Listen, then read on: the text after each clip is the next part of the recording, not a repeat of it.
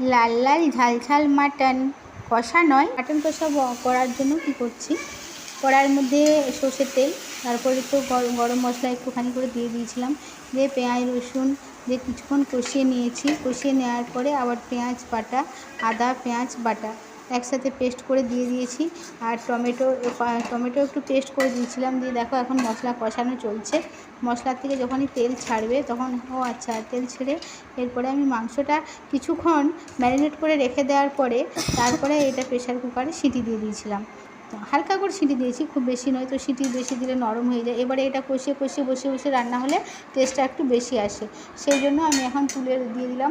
আর ওর যে মাটন স্টকটা ওটাও দিয়ে দিলাম, কারণ ওটা দিয়ে ঢেকে দেবো, তাহলে কি হবে ওর মশলাটার মধ্যে সুন্দর একটা সেন্ট বেরোবে আর ওর নিজের থেকে জল ছেড়ে ছেড়ে মাংসটা কষাও হবে।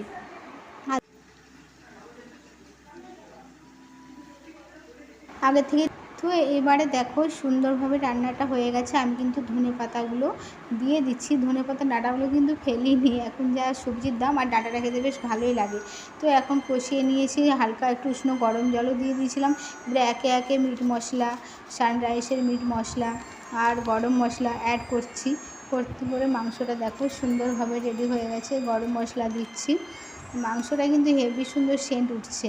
আর আমি না পাতলা ঝোল করেছি আর না কষানো করেছি। খাসির মাংস মানে একটু ঝোল ঝোল বেশি ভালো লাগে, তো এইভাবেই রান্নাটা করেছি। দেখো খেতে কিন্তু অদ্ভুতই হয়েছে।